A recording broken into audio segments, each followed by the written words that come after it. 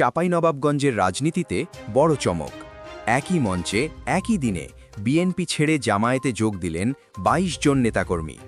ঘটনাটি ঘটেছে চাঁপাইনবাবগঞ্জ ১ আসনের শিবগঞ্জ উপজেলার মোবারকপুর ইউনিয়নে।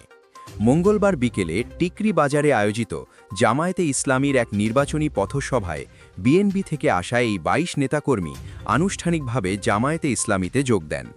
এই যোগদান অনুষ্ঠানে প্রধান অতিথি হিসেবে উপস্থিত ছিলেন চাঁপাইনবাবগঞ্জ ১ আসনে জামায়াতে ইসলামী মনোনীত সংসদ সদস্য প্রার্থী ও রাজশাহী মহানগর জামায়াতের আমির ড কেরামত আলী। অনুষ্ঠানে আরও উপস্থিত ছিলেন উপজেলা জামায়াতে ইসলামীর আমির সহ স্থানীয় নেতৃবৃন্দ। নবাগত নেতাকর্মীদের ফুলের মালা পরিয়ে দলে বরণ করে নেন ড কেরামত আলী ও উপজেলা জামায়াতের আমির। অনুষ্ঠানে বক্তব্য দিতে গিয়ে ড কেরামত আলী বলেন, দেশের মানুষ দীর্ঘদিন ধরে সুশাসন, ন্যায় বিচার ও জবাবদিহিমূলক রাষ্ট্রব্যবস্থার অপেক্ষায় রয়েছে। জামায়াতে ইসলামী আদর্শভিত্তিক রাজনীতির মাধ্যমে সেই প্রত্যাশা পূরণে কাজ করছে।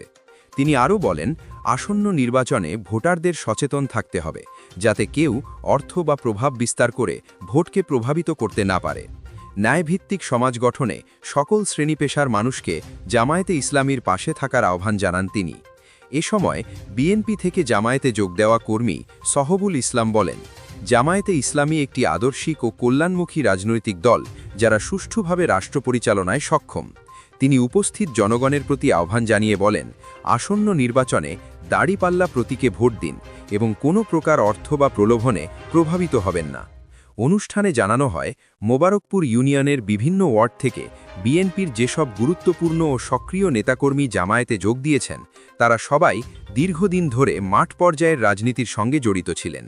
স্থানীয় জামায়াত নেতারা জানান, এই যোগদান আসন্ন নির্বাচনে জামায়াতে ইসলামীর সাংগঠনিক শক্তি আরও বাড়াবে বলে তারা আশাবাদী। রাজনৈতিক অঙ্গনে দলবদলের এই ঘটনা চাঁপাইনবাবগঞ্জের নির্বাচনী হিসাব নিকাশে নতুন মাত্রা যোগ করেছে। এই বিষয়ে আপনার মতামত কি? কমেন্টে জানাতে ভুলবেন না। ভিডিওটি ভালো লাগলে লাইক দিন। নিরপেক্ষ ও আপডেট সংবাদ পেতে খবরবিন্দু চ্যানেল সাবস্ক্রাইব করুন আর গুরুত্বপূর্ণ খবর সবার কাছে পৌঁছে দিতে ভিডিওটি শেয়ার করুন।